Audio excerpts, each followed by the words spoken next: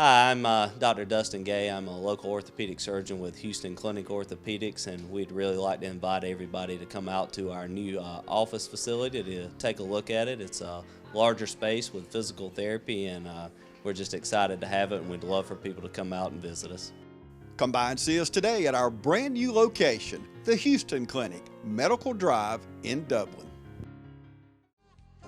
First Lawrence Bank invites you to experience banking at its best. Whether you have personal or business needs, we're a full-service bank big enough to handle all of your banking needs and small enough to provide you with that personal touch you've grown to expect from a community bank like First Lawrence Bank. Looking forward to your future. That's First Lawrence Bank in Dublin and Dexter, member FDIC.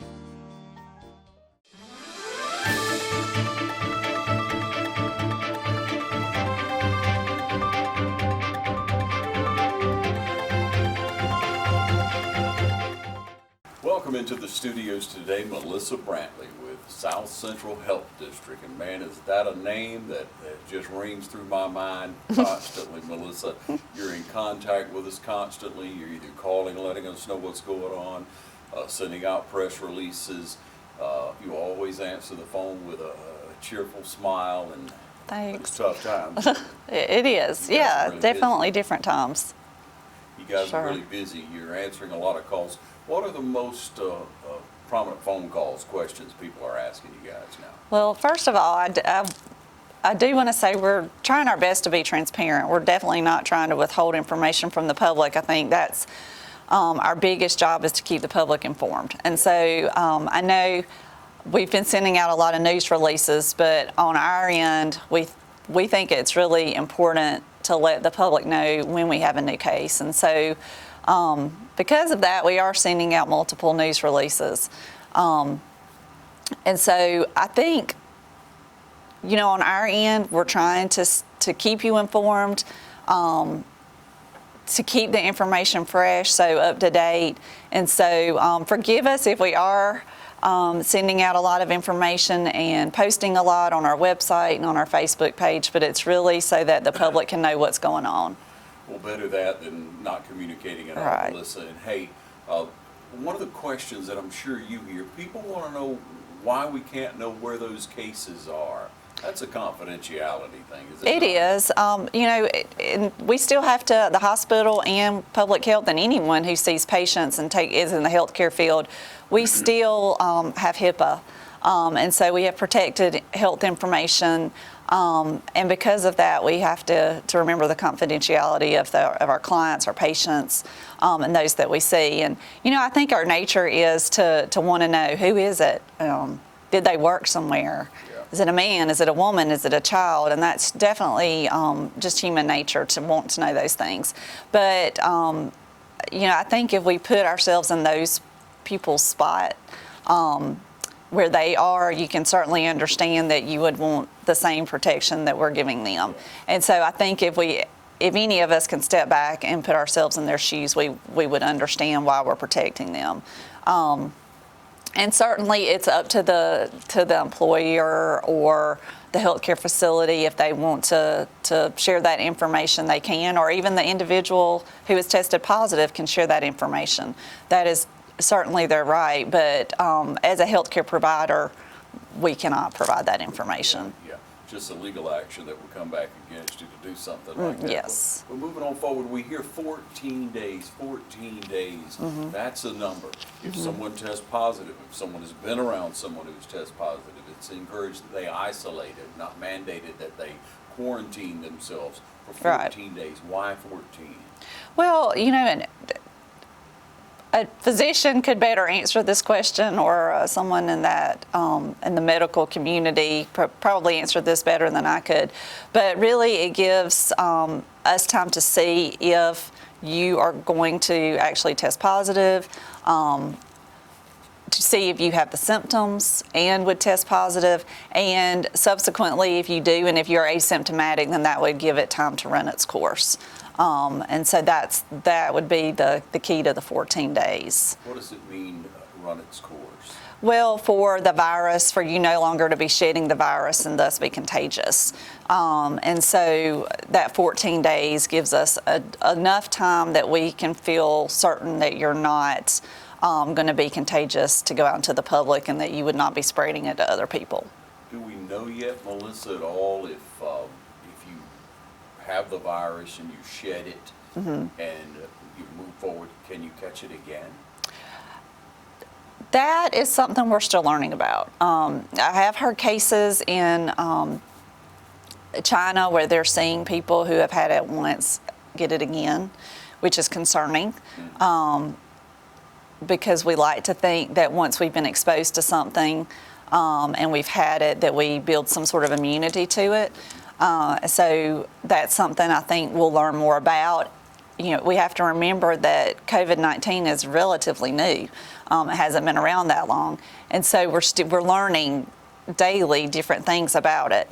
I think, you know, I hate to say yes, you could get it again, because we're still learning that, but certainly there's evidence to suggest that perhaps you could come in contact with it again and contract it again. Melissa, what recently has your life become like when you go into work? Who are you communicating with? What's your day like?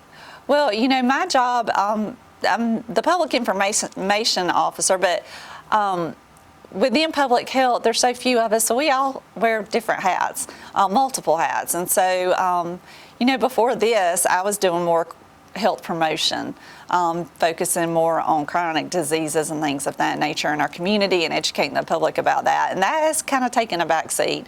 And right now, I think most of us in public health are focused on COVID-19 and informing people about COVID-19, tracing cases where we have cases and tracing their contacts and things of that nature. So pretty much every day I'm talking to our EPI and to the nurses that are supporting her. They are the ones that are notified of the cases and are making the contact tracing with those patients to see who's been in contact with them, so we can let those people know. And so, you know, certainly often throughout the day I'm talking with them to see, do we have new cases that I need to report out to the community? And so that's pretty constant conversations we're having. And then, of course, with the state, to kind of get guidance from them. They support our local communities tremendously, and so getting information from them. We have a great community, of course, that we work in and live in. And our community leaders, our elected officials, have been phenomenal in staying in constant contact with us and finding out from public health what do we need to do to stop the spread, and then taking action. And so we've been in constant contact with them. And so if anything comes out of this, I think it has shown that our community is strong. We're willing to support each other.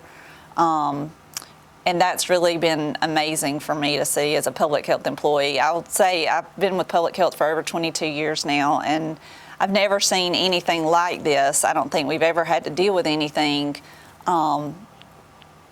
like this before, but it's amazing to see how our community leaders have come together for the good of our community to make sure that the community is informed and that we're doing what we can to protect people that live here. We're speaking with Melissa Brantley, South Central Health District. Take a break and be right back. Stay with us. Hi, I'm Helen Powell. Been serving the Middle Georgia area since 1985. If you would love an exciting career, please call me. Careers in Cosmetology, 129 North Franklin Street, 272-1967. Hi, I'm Ashley. I'm an upcoming graduate from Careers in Cosmetology. It's been a wonderful experience, and I encourage you to contact Ms. Helen Powell for more opportunities. Hello, I'm Christy at Careers of Cosmetology. I've recently enrolled here and I'm excited about the opportunities that lie ahead. Hey, my name is Daphne Jackson. I'm excited to be enrolled in Careers in Cosmetology. If you would like this opportunity, contact Careers in Cosmetology. Hi, my name is Caitlin. I've been enrolled in Careers in Cosmetology for about 4 months now. I'm really enjoying it, and I think if this is the career for you, you should definitely come see Miss Helen Powell. Careers in Cosmetology, 129 North Franklin Street. Our number is 272-1967. Give me a call. Hello, I'm Tiffany Green, broker with Excel Realty Group. The decision to sell your home is dependent on many factors. Whatever your reasons for selling, my proven effective marketing plans will ensure you the highest possible price for your home.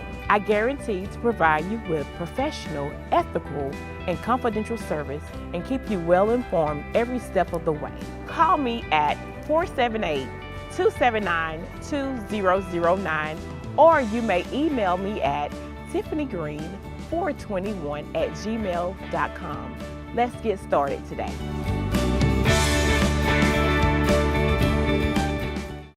Middle Georgia Mechanical Heating and Air is changing the game in home comfort.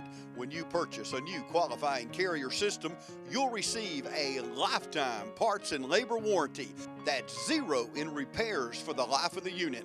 With so many other worries that we have to deal with in life, your heating and air equipment should not be one of them. Keep peace in mind that if your equipment fails, you will be covered. So enjoy your home comfort worry-free. Call today to schedule an appointment at 275-4530 or check us out online at middlegeorgiamechanical.com. Portions of this program are brought to you by Cure Point Cancer Treatment, 2406 Bellevue Road in Dublin. At Cure Point Cancer Treatment, we're bringing you state-of-the-art cancer treatment right here at home. Cure Point Cancer Treatment. Check us out on Facebook. All right, back with Melissa, Public Information Officer, and you've educated us a lot over the years on chronic diseases people deal with, and those people are more prone to be exposed or suffer the consequences of COVID-19. Right. Why is type 2 diabetes in with that group? Is that a severe enough? Yes, and when they say type 2 diabetes, really it's people who have uncontrolled diabetes. So perhaps it's not managed quite as well as you'd like to have it managed. Your A1C is elevated, that sort of thing. And for those, we see that there is an increased risk. Anyone with severe chronic health conditions or compromised immune systems, and it could be even that you're on medication that lowers your ability to fight off infections. Those people are at greater risk. And so those are the people that we really want to listen to our message of staying home. You know, it's hard not to be around your families, but encourage people to not come to your house right now. You just really want to protect yourself. And also we see that our older, and I say older, I'm edging closer to that age group every day. But, you know, at first they said 65 and older. Now they've stepped back and said, hey, 60 and older, we need you to stay home. Because we're seeing poor health outcomes of people who have been diagnosed with COVID-19. That 60 seems to be kind of that age threshold, if you will, where we're seeing poor health outcomes. And so we're wanting them to particularly stay home. Call on people to get your groceries. Call on someone to pick up prescriptions. And again, it goes back to how our community is pulled together. We've seen our city officials, city police, and our sheriff's departments have said, hey, if you need something, call our staff and we will get people to get it for you. We don't want you going out. And certainly this is a great time for grocery delivery services or the curbside delivery. And so utilize those things. But certainly, you know, find out if you're in that what we call high risk group. And if you are, please, please, please adhere to our warnings of staying at home. And we still see a lot of those people out. They want to go to the grocery store early. You know, they have the preferred time at some stores to be able to shop. And still, Melissa, please encourage people about this 6 foot distance, about social distancing. It seems like they get up to the register and they all pile in, and and they, you know, everybody wants to check out, but you're in line. The line's not moving, right? So what we encourage people to do is, you know, I had to go to the grocery store the other day. We all have to have groceries. We have to have food to feed our families. But when I drove into the parking lot of the grocery store, there were lots of vacant parking spaces. And so in my mind, I knew, okay, well, this might be a good time to go. Funny thing is, I went in the afternoon, and as the person was checking me out, they said, we're busiest first thing in the morning because everybody thinks that's the slow time to go. And so, if you drive into the grocery store to get your groceries and it's early in the morning and there's not a parking place, you know that you probably don't need to be in there because it is going to be impossible to keep a 6-foot distance between you and someone else. But that 6 feet of distance between you and someone else is kind of the guideline. Obviously, if you're within the same family unit and you're living within a house with each other, I have 2 kids and my husband, we're not going to be able to maintain a 6-foot distance, but at least we're at home and we're together. But when you're out in public or when you're going out to another family member to their home, then you want to make sure you're keeping that 6-foot distance between you. And the reasoning behind that 6-foot distance is we feel like that's enough space to limit that spread of the virus because we know that most of it is going to be spread from person to person. If we're maintaining that 6-foot distance when we're not close enough to be spreading it, at least that's our hope. So let's talk about the cases that we have in the 10-county area. We have several here in Dublin, Lawrence County. We have 9 cases right now in our district. And remember, in our health district, we have 10 counties that we serve.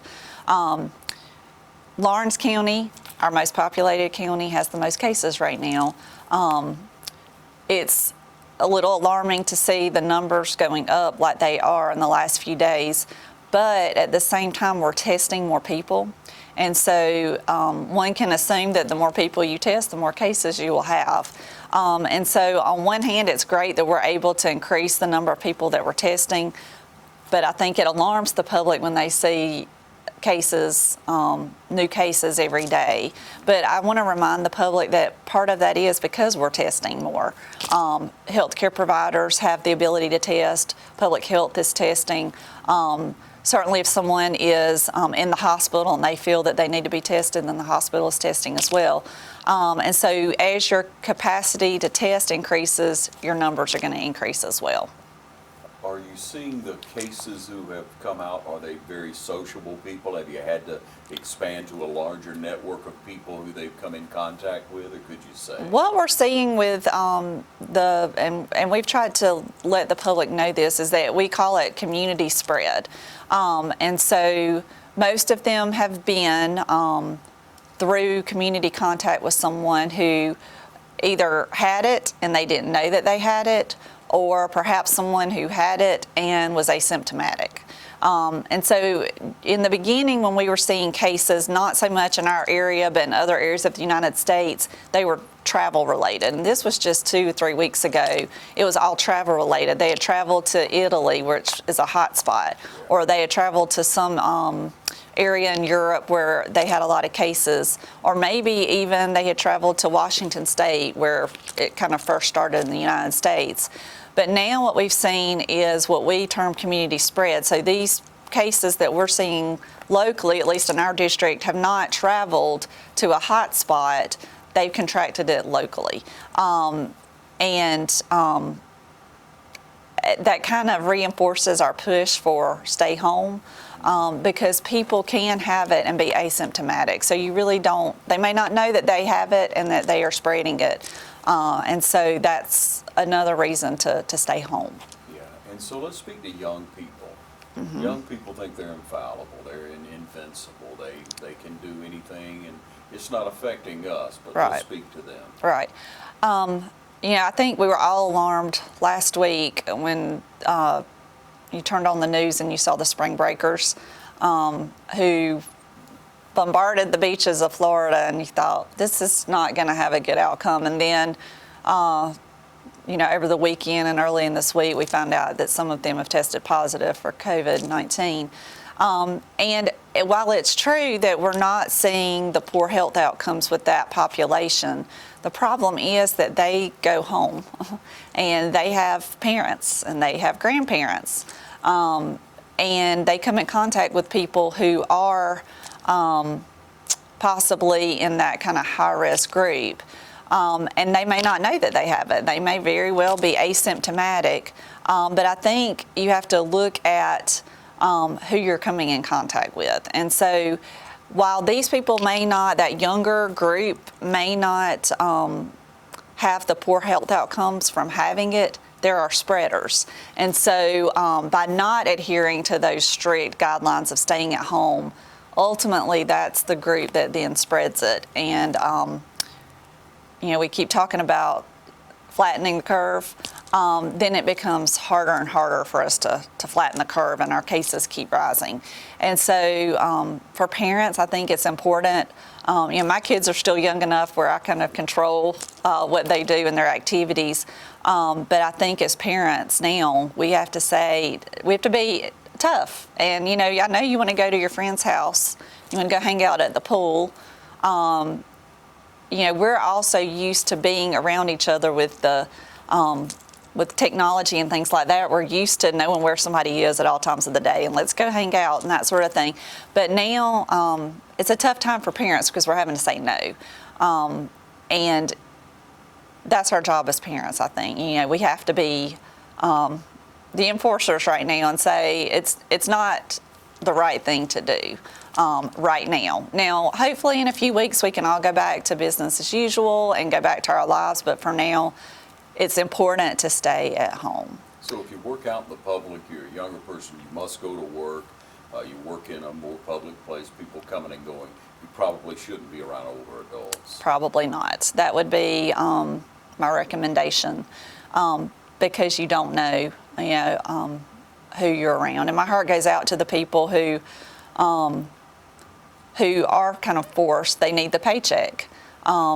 And, we talk about the hourly employees or the employees who live paycheck to paycheck, but that deliver those goods that we need. They may work in our grocery stores or they may work at, Home Depot or some other retail chain, and they don't have an option but to go to work. And so for those people, I guess, I would say try not to go around people that are in that higher risk group for complications from COVID-19. And I think as a community, we need to say thank you to those people for being willing to continue to do the job that they're doing.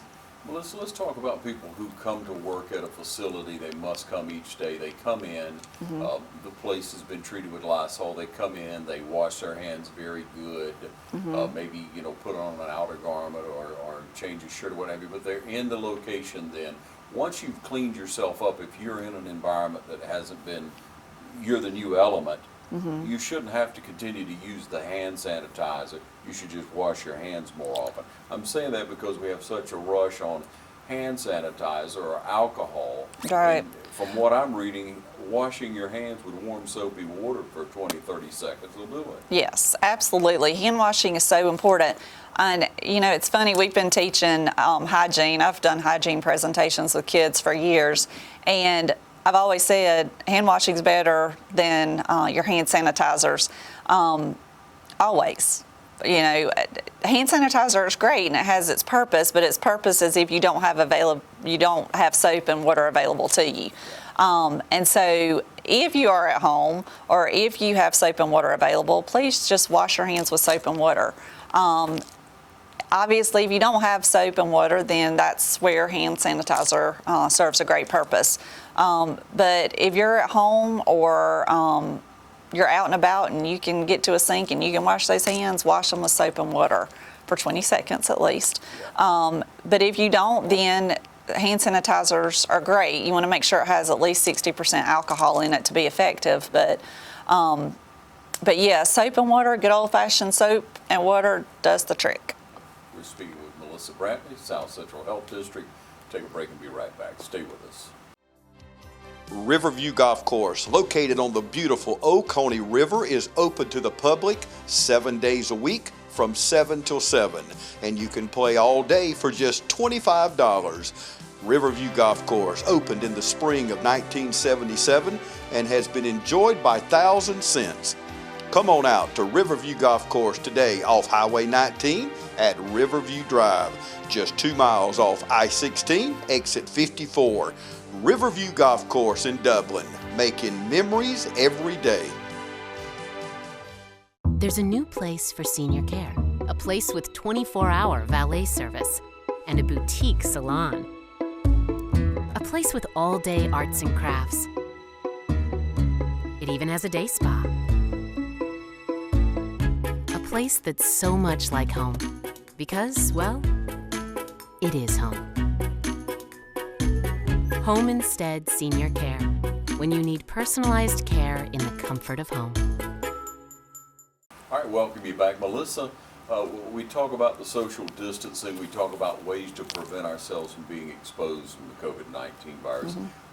The president's put out and encouraged the 6-foot safety zone, so to speak. I like to think of it as that's my box. I don't want anybody within 6 feet of my box when I'm out. And then we talk about 10 people as well. I want you to talk about that, because if I leave you and 9 other people or 8 other people, and I go to a different 9 other people, and I go to a different 9 other people, I think some of that may be a little skewed in as far as what would be the best safety practice. Right. So the 6 feet, we talked a little bit about the 6-foot rule, if you will. The 10, commuting in groups of 10, I think you need to remember that as 10 within, for me, I think of it as 10 within my own family unit. And so for me, I have 2 kids and a husband, that's 4, but we try to keep our 4 people to ourselves.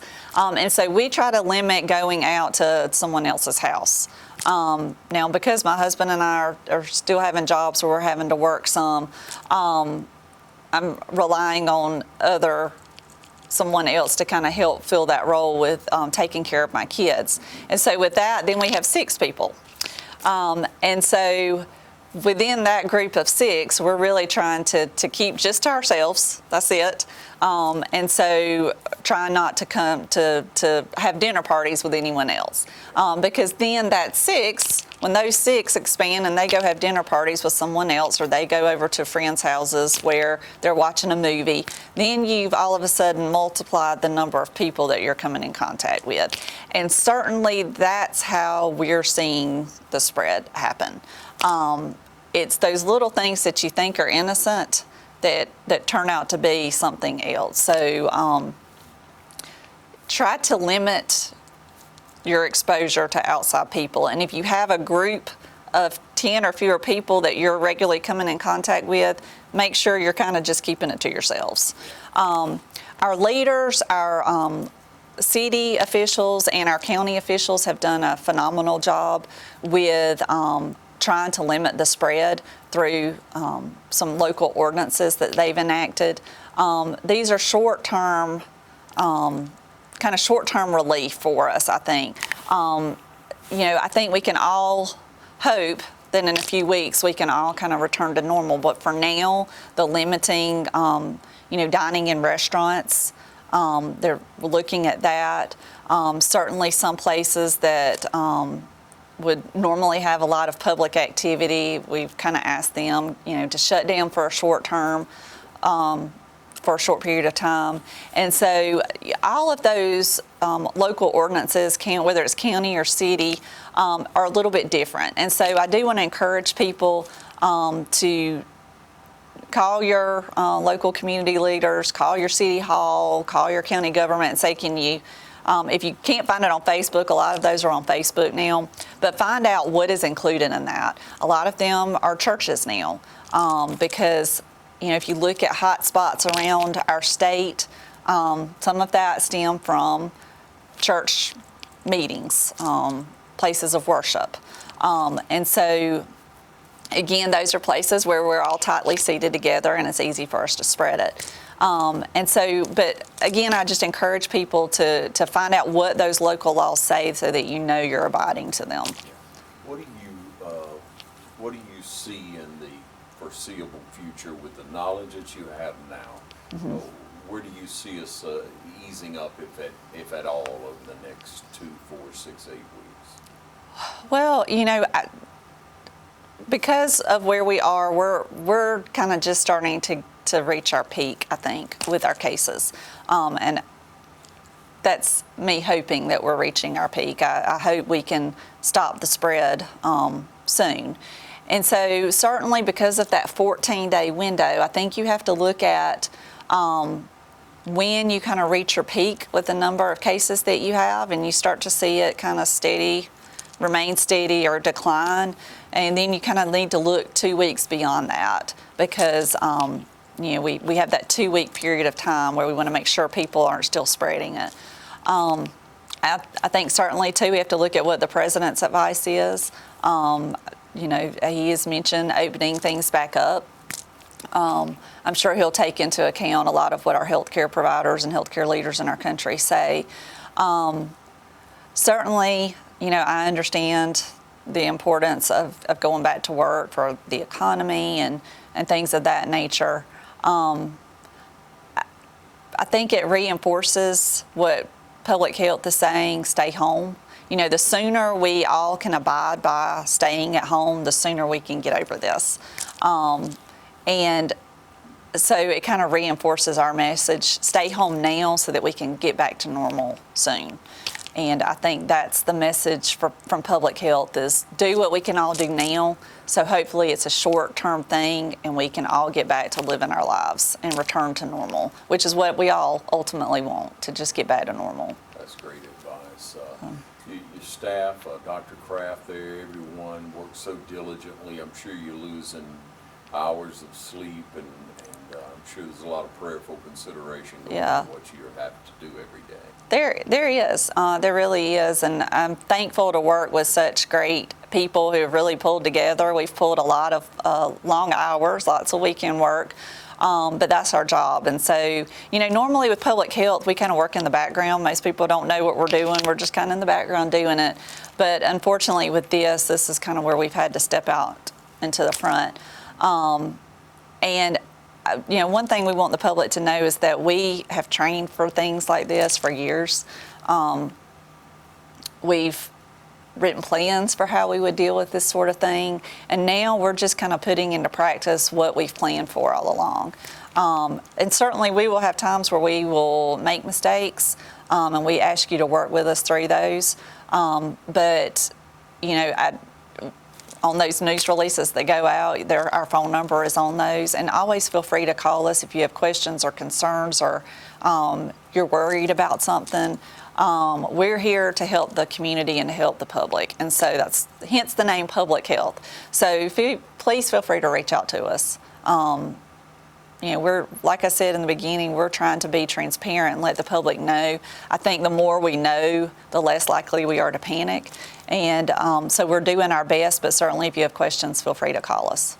All right. Thank you so much. Melissa Brantley, everyone, South Central Health District.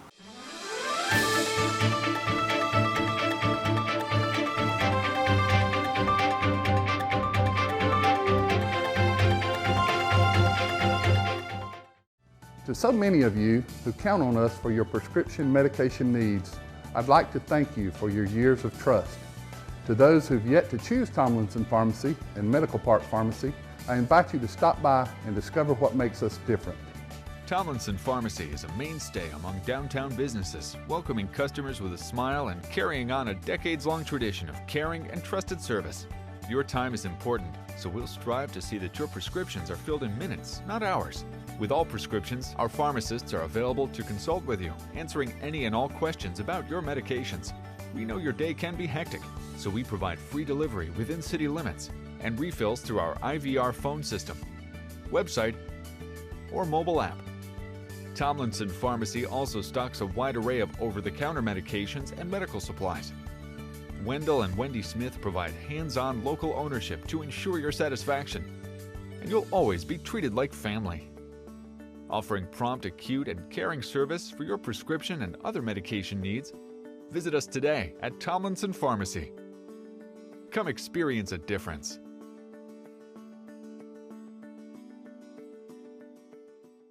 It's Chevy Truck Month at Dublin Chevrolet.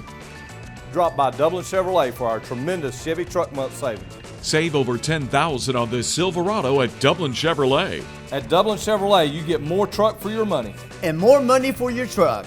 Drive off in this sporty Camaro and save over $3,500. A great deal doesn't take luck just to visit the Dublin Chevrolet.